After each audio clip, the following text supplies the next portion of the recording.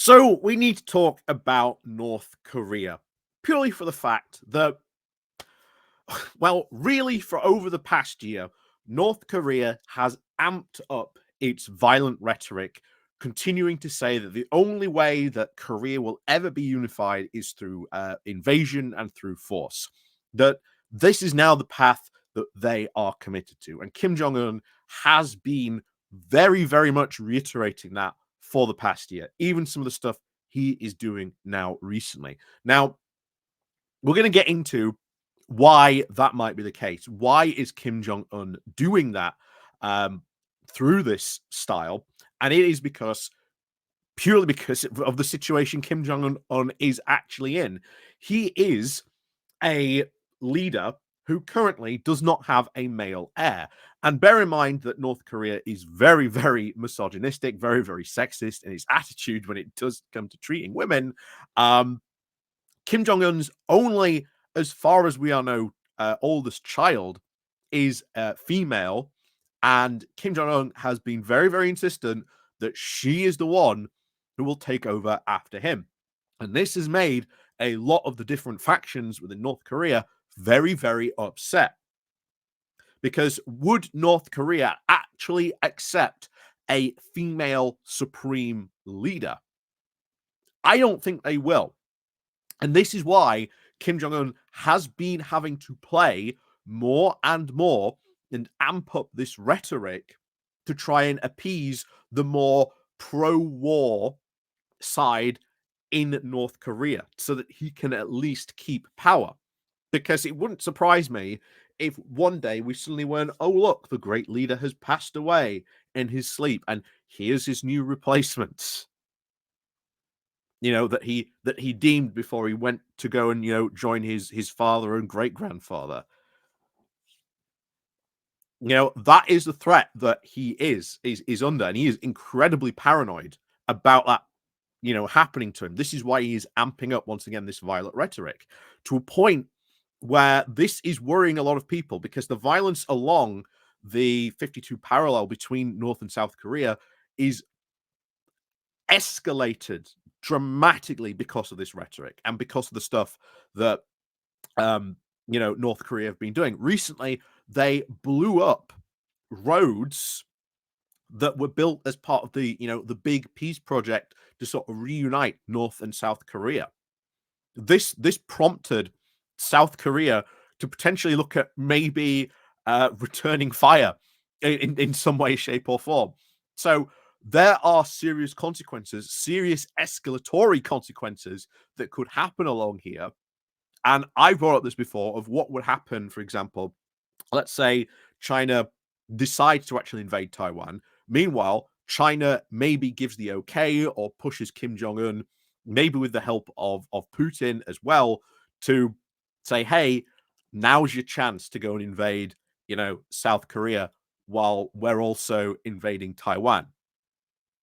So there are very serious consequences that could happen down the line. And we talked about all this many, many, many times before about what, depending on how the whole Ukraine situation sort of is resolved, maybe this could be a consequence of this. So it is very, very much worth you sort of paying attention what is going on in North Korea when stuff like this, happens or gets reported, because very, very often it used to quite a while ago, but it's gone a lot under the radar, especially a lot of the violent rhetoric that has been put out by North Korea about, the only way to reunite the Koreas is through, hostile invasion and stuff. And I'll tell you now, I would be very, very worried if I was living in South Korea, especially with this amping up of this rhetoric from North Korea, especially on this front.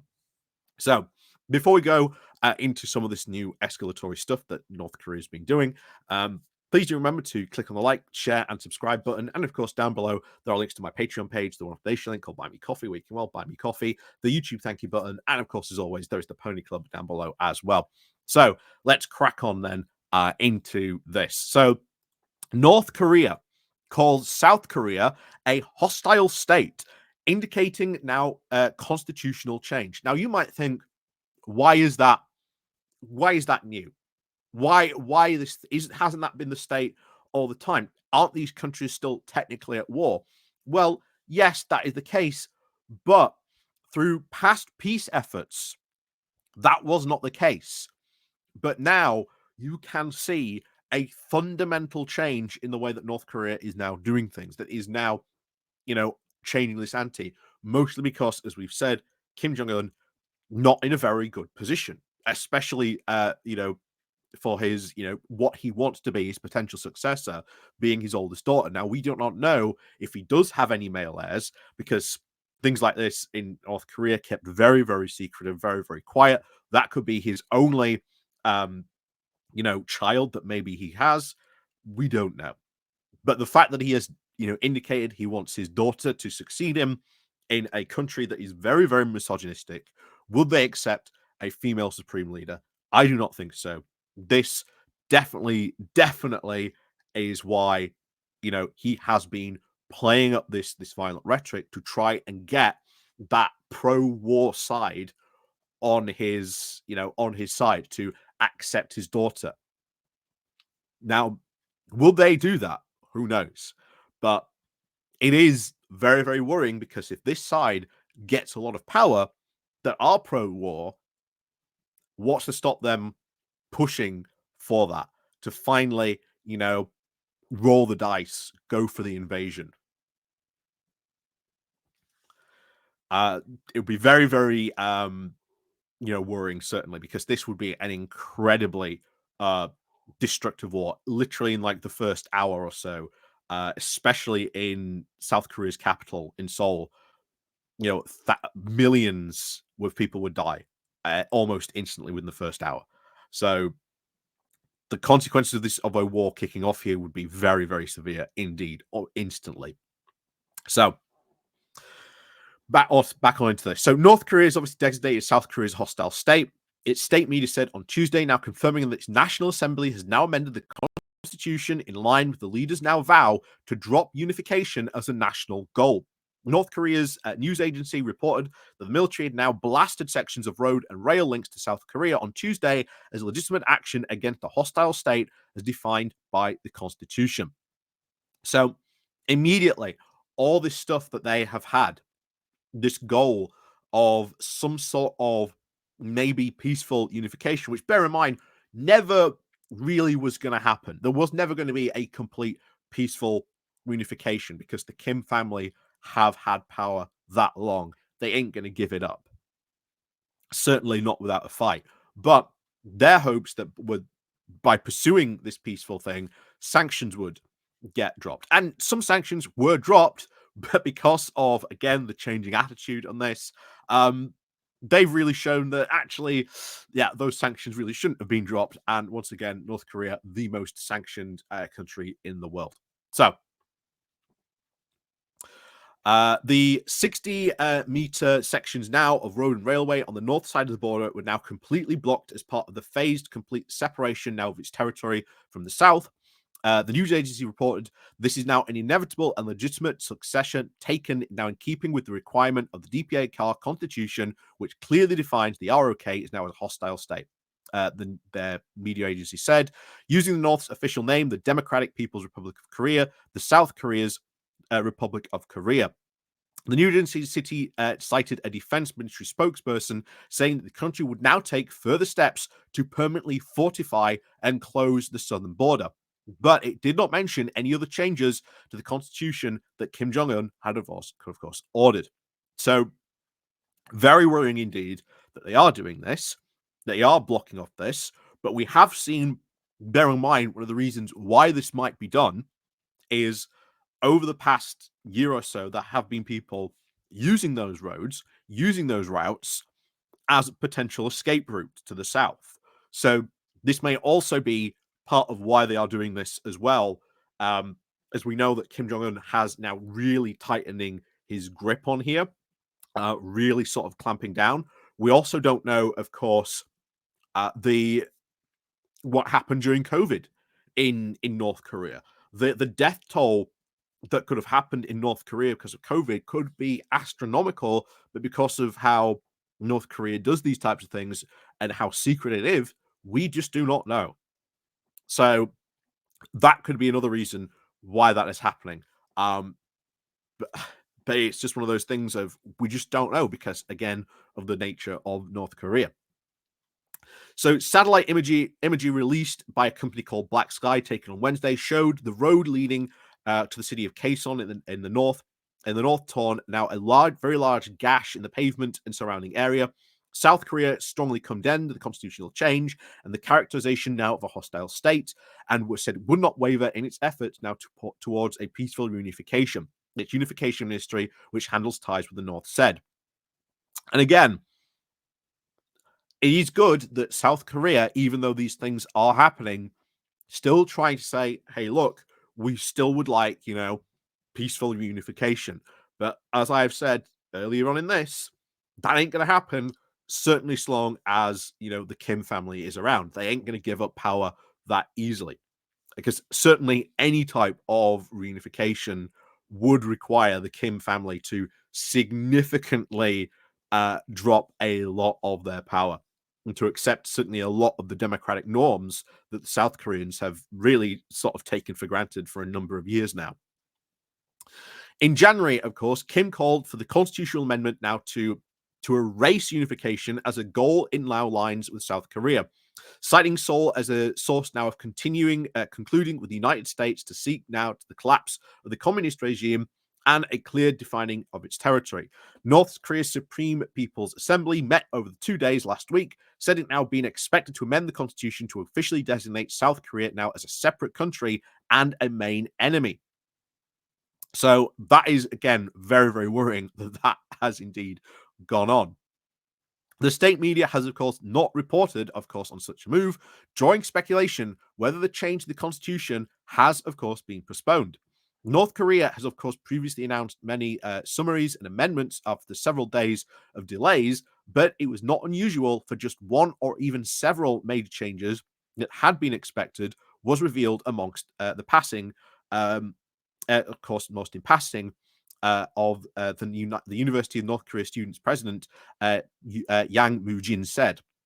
As part, of course, of this constitutional change, the North was expected to redefine its territory in a manner that does conflict with the North line limit that had been, of course, the de facto sea border since the end of the 1950-53 Korea War. They said it is very likely that they are now very contentious of extremely sensitive matter of the West Coast borderline. He said, referring to the waters that have been a scene now of deadly clashes in the past. And this is, again, part of the North strategy. They bombard this beach because they're like, no, this is our territory. So we're just, going to bombard this section of beach just because we can. There have been clashes about this over this territory, over this section of beach before. It is a high, of clashes in the past. It has been a very worrying escalatory point along this border. People think if there is something that could kick off, then it could be very well here that maybe sort of sparks it and at least sort of further escalation. But it's all about these rising tensions. So, as we said last time, tensions, of course, between the rival have been escalating very since last year, since both the sides, of course, declaring an agreement signed in 2018 to try and ease military tension is now no longer valid.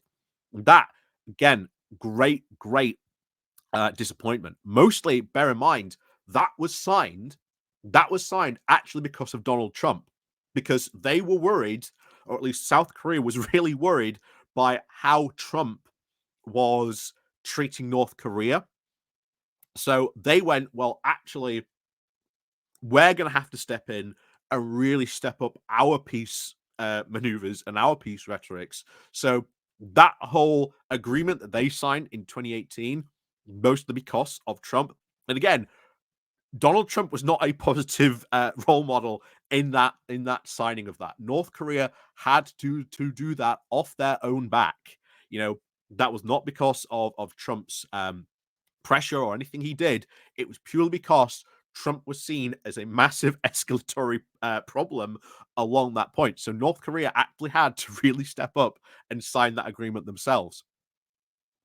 Of course, North Korea has, of course, sharply intensified its hostile rhetoric in recent days, accusing the South now of even intruding on its airspace by flying drones, and of course, vowing retaliation. South Korea's government has declined to say whether its military or also even civilians flew the alleged drones. South Korea's military fired warning shells on the border on Tuesday in response to the North's detonation of the road and railways. Pyongyang said last week that it would cut off now the inter-Korean roads and railways entirely and fortify the areas on its side of the border as part of its push for a two-state system, scrapping now its long-standing goal of unification. So, once again, there has been now a dropping of this idea, and even though as I said, there wouldn't be full reunification. What was really happening there was it was a massive de-escalation of tensions, um, maybe a bit of normalizing relations. North Korea would never sort of permanently go away, but at least tensions along the border would be solved. And it is, again, very, very worrying that North Korea, in literally a span of the year, has gone from,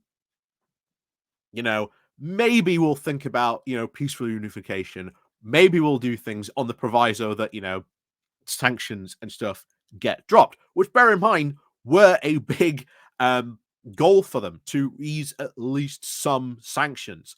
But mostly, I think, because of Putin probably circumventing a lot of these sanctions, and because of Kim Jong-un's fears about future succession crises that he might be involved with, he has now felt comfortable enough that he does not need to rely on these peaceful overtures with the South to try and ease sanctions. So definitely trouble along that line. Could it lead to a future conflict? I hope not. But you never know. This, once again, is maybe just a potential powder keg that maybe a future spark, whether it be internal, whether it be external, could spark. And the fact that they are now escalating or re-escalating the violent rhetoric that they previously used, well, that in itself is a source of tensions, which could lead to, again, further escalation. So, yeah, worrying, of course, to say the least, on here. So, as always, let me know what you think down below, and of course, as always, we'll see you all next time.